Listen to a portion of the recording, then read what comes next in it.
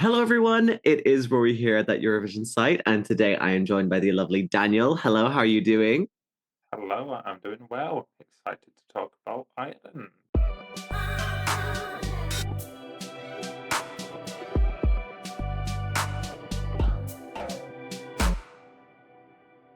Obviously, you'll have seen by the title of this video, and also you'll probably have just heard from Daniel. We will be looking at Eurosong 2025, the Irish version, not the Belgian version, completely different. I swear to God, at least we hope anyway. Yes, so there are 6 songs competing in this selection, one of whom will be given the chance to represent Ireland at the Eurovision Song Contest 2025 in Basel. And I feel like we should probably just get straight into it. So, with that, I mean, of course, we're riding on coattails of Bambi Thug here, finishing in 6th place, the best song, the best placing result for Ireland since 2000, essentially. So, I mean, what were your expectations kind of going into Eurosong? Not massively high because it's still the late show. It takes a while to build up like a lasting legacy, but people to be interested in it, and I think that is still the case. And with the songs that have been entered this time, it's a shift away from what were in Euro songs of the past before 2024, and that's continued, and I think that's great. Mm. I think, I mean, the bar was through the floor for a very long time. Um, but obviously, since 2022, when we started getting Eurosong back again, I feel like things have been slowly on the up, at least in some way. I mean, 2022, we had Brooke, which obviously did well. 2023, we had Connolly. At least both of us can agree on that. I know Connolly is very much a Marmite song, but even though it should be a 100% loved. But Yeah. and then in 2024, I think again a huge jump in quality. Like I want to say I had pr- probably 4 out of the 6 songs downloaded onto my Spotify, which is saying something for Ireland because usually, you look, I am an Irish man. I am a little bit nervous about my country sending shit every year because you just don't know how things are going to go. But then this, like 2024 came around and it really just opened up something really, really good. And obviously fantastic result for Bambi as well. Like they did us proud. I'm so happy to see them grow as well as artists.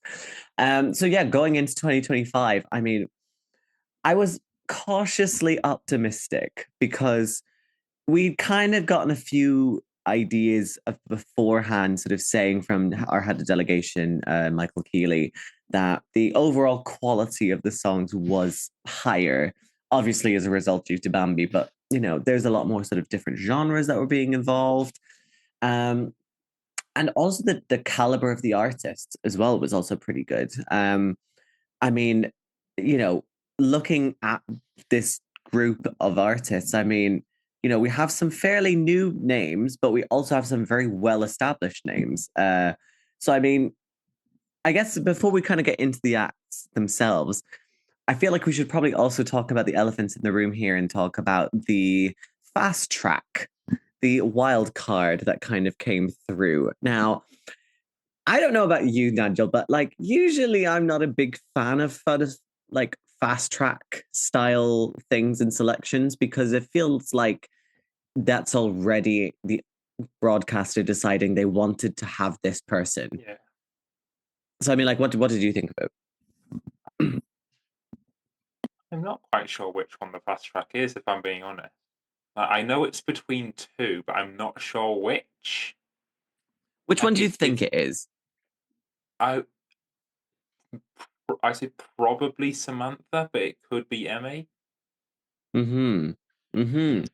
And either way, I don't think that's the way to go in selections because a lot of the time in Eurovision, big names can go and do nothing, and absolutely nobody can go and win.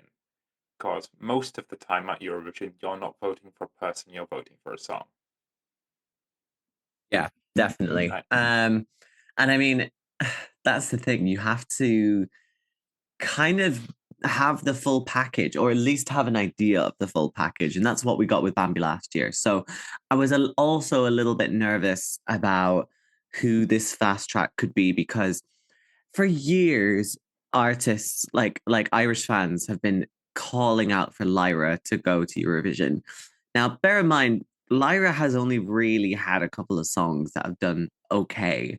Like, I feel like people hype her up a lot more than she actually is. She's not as sort of well known in the Irish music scene as people might have you think. Um, but no, the fast track was Samantha Mumba, mostly because of her astounding success during the 2000s.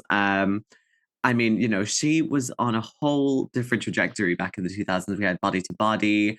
That song, I have vivid memories of it being included in a road safety advert, which is kind of a little bit crazy to think about, because please don't watch it, because you will literally just watch a crash happen and like people just break their necks. So Irish like stuff. Yay, Irish TV. It's great. Is that the one where the kids get flattened? No, no, no, that's a different one. But you're thinking along the same lines, Equally is basically. terrifying. Yeah, basically. Um, so yeah, so that was like a kind of a shock to hear that it was Samantha Mumba, because again, she had been rumored for years to come and do Eurosong. And, people always thought, oh no, it'll never happen and whatever. And then she manages to come in. So I'm intrigued to see why they picked her and sort of fast tracked her amongst with everyone else. But let's get into the songs. Let's get into the acts. I mean, looking at the songs and the acts this year, I mean, what do you make of the overall quality of Eurosong this year? I don't think there is a song there that I could describe as bad, which I think could be the first for a Eurosong. I think there's at least 6 listenable songs in there, which is just the standard you want to have. That I can see a person going to Eurosong and feasibly voting for every single one of those. I mean, that's something, to be fair. Like, that is actually like a good start, especially for Ireland. There are definitely some that I think are better than others, but one thing that it's really strong on is diversity, because they are 6 songs that are pretty different from each other. And we've Yeah. seen some national finals this year. That is not the case at all. Norway.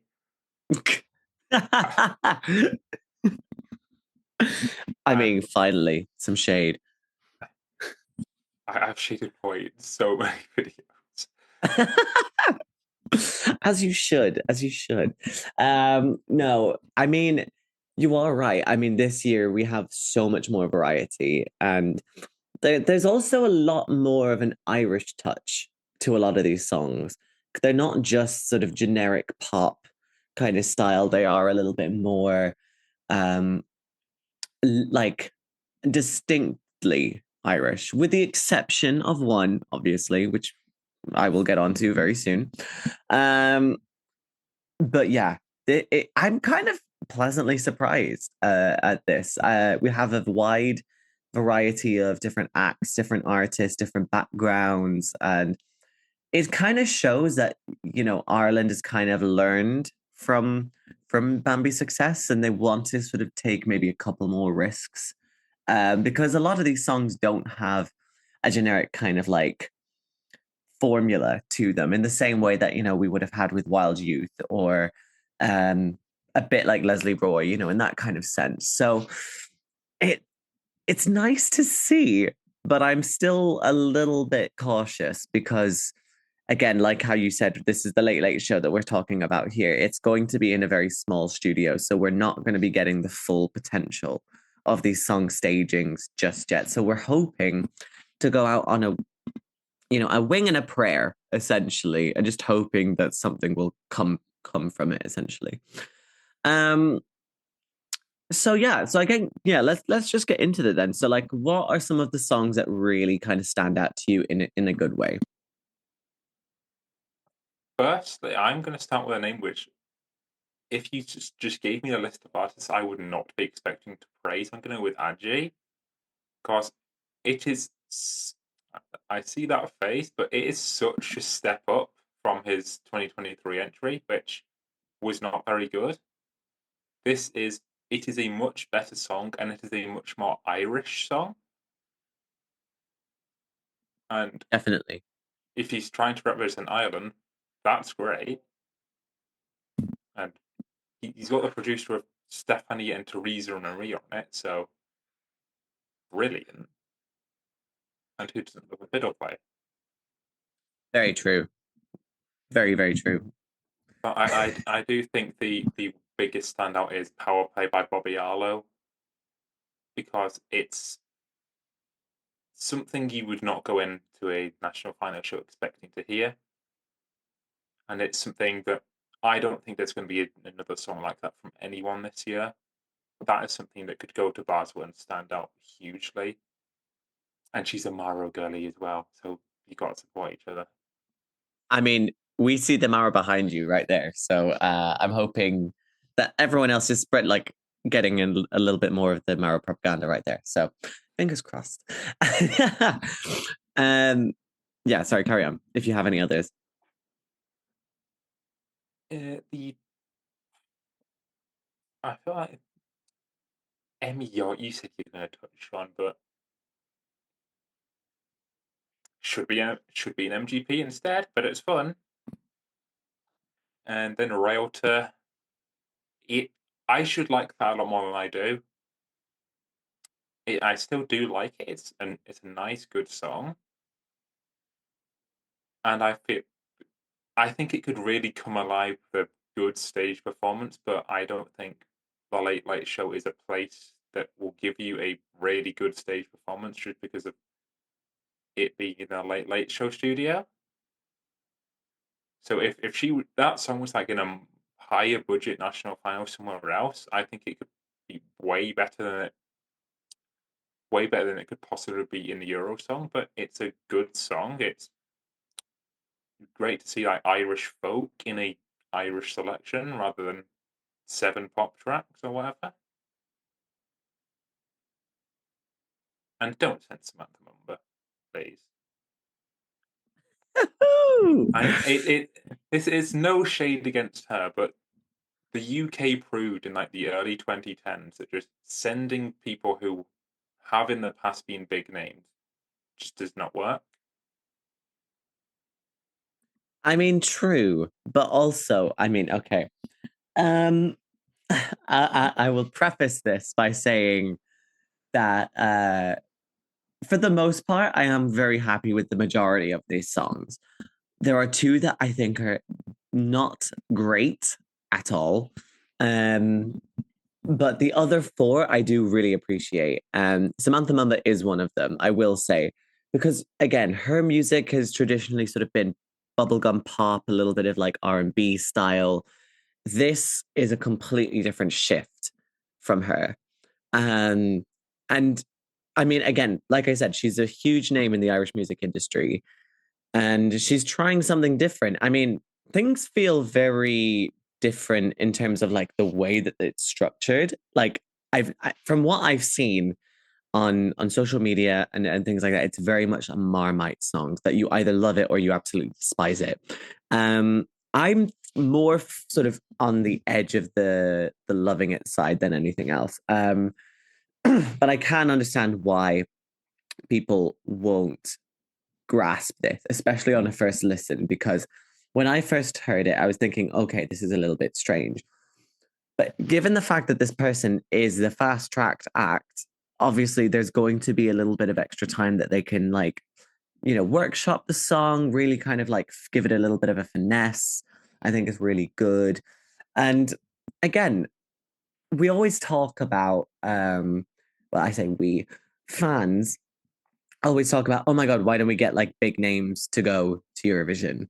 This is a big name in the Irish music scene. I mean, surely starting from here, we can only go up from there. Do you know what I mean? Also have to give a shout out as well to Bobby Arlo. I think that is an amazing kind of like hyper pop, sinister kind of song. It really like it just packs a punch. I think it does need a little bit of tweaking at maybe towards the end, purely just because it can get a little repetitive if you don't get used to it, or if you do get used to it very quickly, you kind of start losing steam a little bit towards the end. But because obviously this is the middle of February that we're going to be seeing this, they have more than enough time to, tweak things and just kind of elevate it to a new level. And that I think will really help it stand out as well. And I think a lot of these songs are going to be very reliant on staging. So, so long as you have like the best base for a good stage show, which is a good song, I think you're pretty much set. So yeah, I think Bobbi is also a really, really good one. I also have to give a shout out to Reylta. I have to say, I was a little bit nervous when I was reading the lyrics because obviously a lot of the feeling of it is very folky, but like it's also very, you know, twee. I was kind of feeling it was hoping it would not be very twee, but it honors and respects folk tradition quite well. I will say that. And this is the one that I've been listening to the most out of all of the songs, to be honest. And I I kind of am hoping that they will do something really big and grandiose with this kind of song because you need this kind of that kind of staging to really kind of give it that space to just breathe. So I'm really excited for that. I'm also going to give one last shout out as well to NIYL as well with Growth. I think that is also a really good song. Um, it's very understated, but again, very representative of what the Irish sort of indie music scene is like. You've got the likes of Gavin James in there. You've also got a little bit of maybe like Codaline in there just as well, just a little flavor. And I'm hoping that he has a really good stage presence as well because again, if you have something that's current and on the radio and also stands out in that sort of soundscape because it doesn't sound like anything Ireland sent before in a very long time. Um, I I'm really hoping that it does well. Now, for the other two, I was not a fan of EMMY in MGP, so I knew when EMMY was going in, I was not going to like this, and oh God, the grimace I let out. Okay, I just I thought it was a shit post when I first saw she was in. really. Yeah, I went into the test disc. I was like, why on earth are people saying that EMMY is going to be in Eurosong? She's obviously not going to be in Eurosong. And here she is in Eurosong. I, which begs the question, why the hell did she not manage to get into MGP? You know what I mean? Oh, it's a bit interesting. would be the Um, best song there. really doesn't say much, does it? Yeah, I'm just nervous about this song. This is the next in line of 2025. For those of you who may not know who next in line are, they were the ones who were the Louis Walsh boy band in 2024 who where they're supposed to be like the charming, like, boy band that like, oh, your granny would love and all this kind of thing. I do not trust the Irish public fully yet. I'm hoping, fingers crossed, they've learned, but I am a little bit nervous about how that could go because they chose Wild Youth, guys. I mean, like that says it all. Like, and then also, I mean, I will just say about Adgy. I mean, it is a lot better than 2023. I will give him that. But to me, I think it's just a little bit too bland and it just doesn't stay there enough for me. But it's definitely a marked improvement to Too Good for Your Love. And I know Ewan is gonna absolutely hate me for saying that, but so be it. Um so yeah, so like looking at the songs then, I mean, let's get some predictions going. Who do you think is going to win Eurosong then? Probably Arlo. Straight up. Yeah, I think to televote winner and decently high in both juries, that's a win. Mm, true. I think it's definitely going in as the favorite. I would also imagine Samantha will do quite well in the televote because again, big name will definitely get a lot of votes. She is also a competent performer, but I I would say Bobbi too, but I also wouldn't entirely rule out NIYL either. Um, because again, we do like a little bit of an Irish flair to our songs, and I think that is a good level of a balance between like the traditional Irish instrumentation. You've got like a little bit of a bowron. You've got some Irish dancing, like hard shoes, listening on like in the background, as well as like this kind of modern production Emalea kind of style. And yeah, I think it could come down to those two, but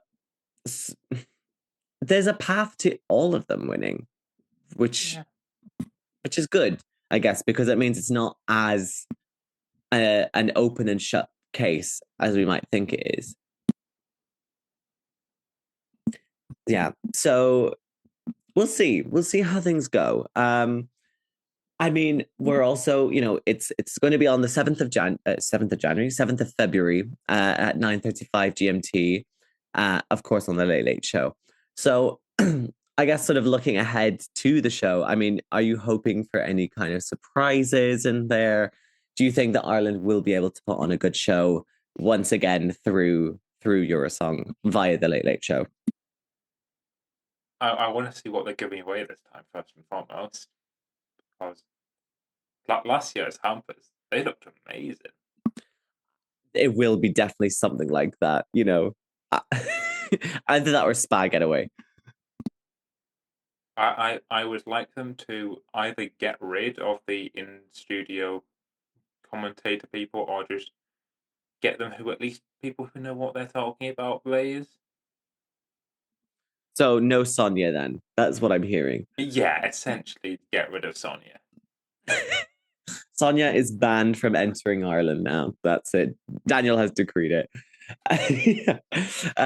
Yeah, I think I would probably say the same thing. I understand why they do it because the bosses at RT want to have this kind of thing to help offer some extra insight or expert opinion or something like that. That's what the jury's for. Well, You got two of them. look, blame RTE, okay? I can't say anything. But yeah, I think it is also a little bit like unnecessary to have these kinds of things because if a jury, like if the in-house people don't like the song, then obviously that could really put it against an entry, and that could in fact like affect the results, so you don't know how things are going to pan out. So yeah, so probably do that. And I guess as well, I'm hoping that now that they have a little bit of a wider stage compared to, 2022, or maybe even beforehand, where it was 2015, 2015 was the last proper year. Um, and that was an absolute shit show of a staging. So, um, I'm hoping that they can actually utilize the whole space that they have because it's not a big studio. It is not a big studio, but they have some big ideas, and I'm really looking forward to seeing how it's going to go. So, yeah, we'll see. Any final thoughts before we wrap things up? 2 years on, Connolly was still robbed. 100%. I can attest to that. If you don't agree with that, let us know why in the comments. We're really, really intrigued to know why you think that. Okay. And if you do like the video, please, because I mean, why not? So yeah, that is our sort of pre-discussion of Eurosong 2025, the Irish version. Tell us, who do you think is going to win this year? Who do you think is the most likely to sort of have a shock win? Or, what are you most looking forward to seeing in the show? I mean, come on, it's Ireland here. You're always going to get some kind of level of chaos or free hampers. one of the two. You can't get much better than that. So yeah, in the meantime, please do let us know what you think. Hit the subscribe button, hit the like button, hit the notification bell, because we're going to be getting so many videos out here with every single national selection. So, we've got you covered when it comes to Eurovision 2025 content. So don't you worry about that. In the meantime, please do continue to follow us on all of our social media. We are on Facebook, Instagram, Twitter, Threads, Blue Sky, Tumblr, all at That Euro site. Also follow the podcast as well, That Eurovision podcast, at That Euro podcast on Facebook, Instagram, and Twitter. Also check out our site itself, thateurovisionsite.com, because we're going to be giving you all of the different sort of things that are going to be going on. Obviously, national final season is just kicking off, so why not just get straight into it? It's going to be great. So yeah, I guess that's probably it. So shall we say goodbye? Yeah. Bye, I guess. Bye.